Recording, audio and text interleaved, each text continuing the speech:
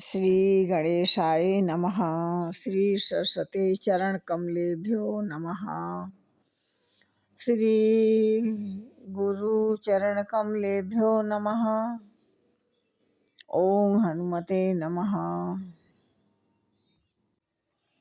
गुरु ब्रह्मा गुरु विष्णु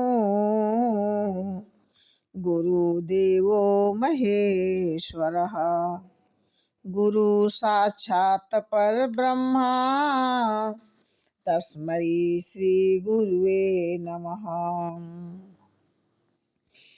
श्रवण जैसा लाल बनो जिसका अमर नाम हुआ रे, कर लो सेवा मात पिता की, ये है रत्न के भंडार रे। जय श्री राम।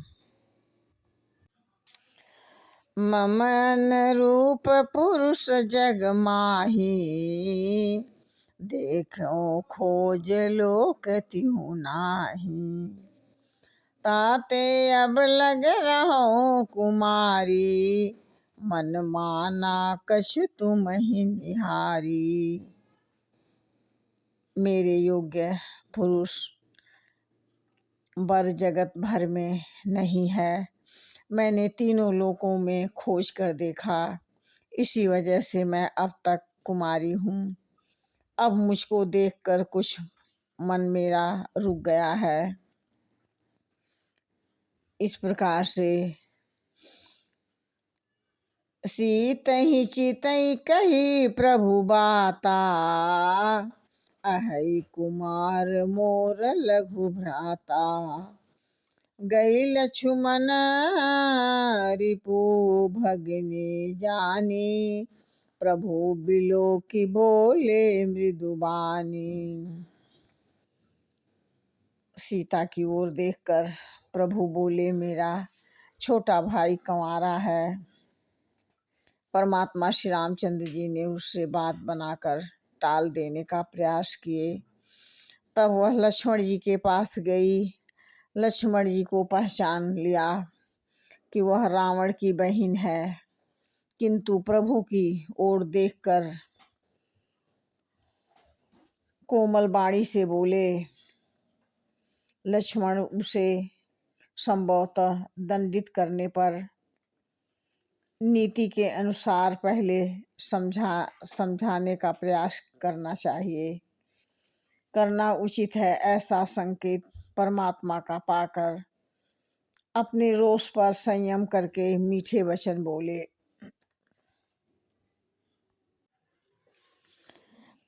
सुंदरी सुनु मैं उन कर दासा, पराधीन नहीं तोर सुपासा, प्रभु समर्थ कहो कौशलपुर राजा, जो कछु करही उन्हीं सब छाजा। हे सुंदरी, मैं तो उनका एक सेवक हूँ। पराधीन के साथ तुम्हें कुछ नहीं मिलेगा।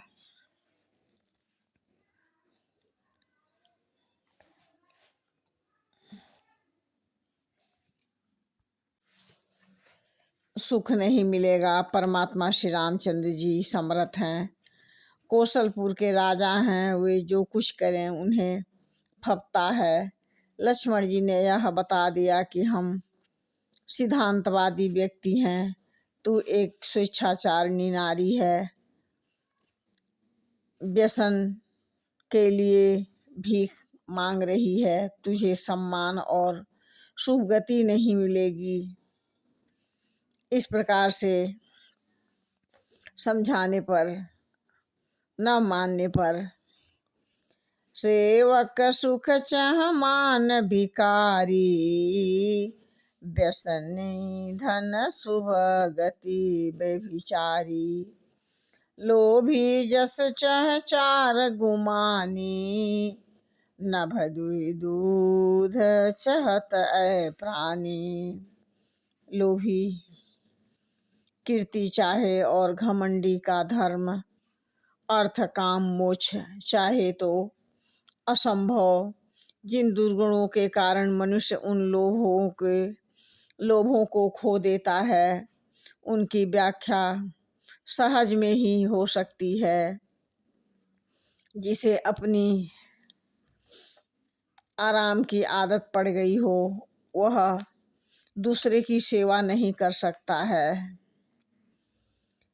पुनि फिर राम निकट सोई आई, प्रभु लक्ष्मण पहि बहुरी पठाई। लक्ष्मण ने कहा तो ही सोई बरई, जो तृण तोर लाज परिहरई। वह वापस आकर राम जी के पास गई। प्रभु ने उसे फिर लक्ष्मण जी के पास भेज दिया। दोनों भाई बार बार टालने का प्रयास कर रहे थे, लेकिन वासना में अंधी होने के कारण वह बेशर्मी करती रही। लक्ष्मण जी ने कहा, तुमको वह स्वीकार करेगा जो अर्थात जो बिल्कुल भी निर्लज्ज होगा।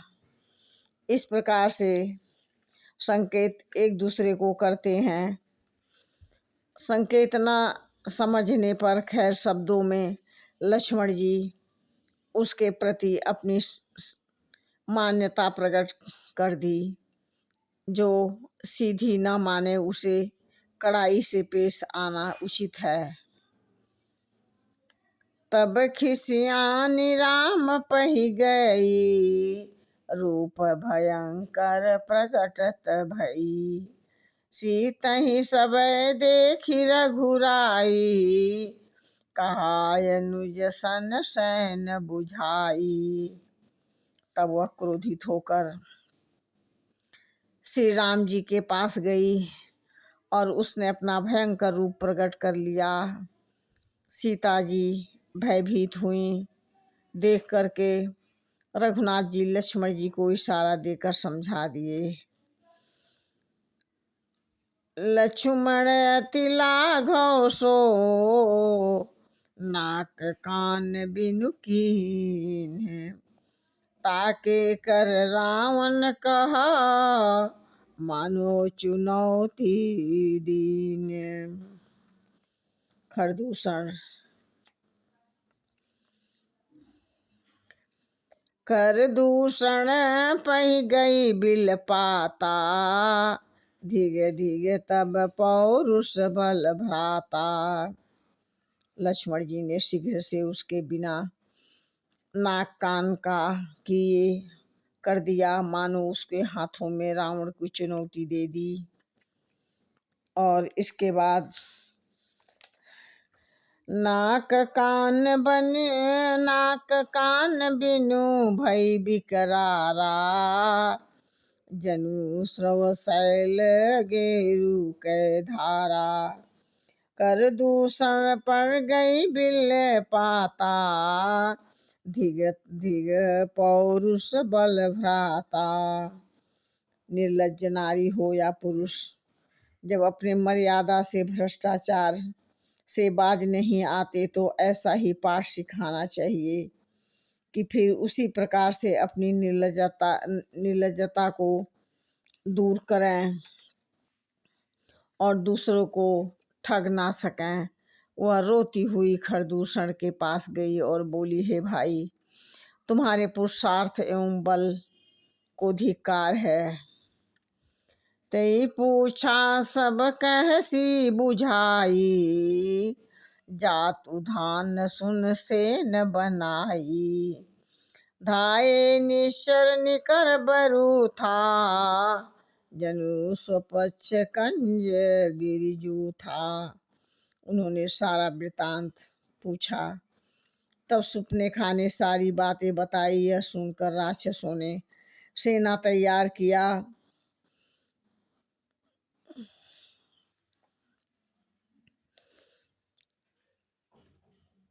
गरजहि तरजहि गगन उड़ाही, देखी कारक भर अति हर्षाही। वे राक्षस गर्जन करते हैं, ललकारते हैं, आकाश में उड़ते हैं। सेना देखकर योद्धा बहुत ही प्रसन्न हो रहे थे। इस प्रकार से धीरे धीरे इनकी बातें बिगड़ती गई और बात आगे बढ़ती गई। जय श्री राम।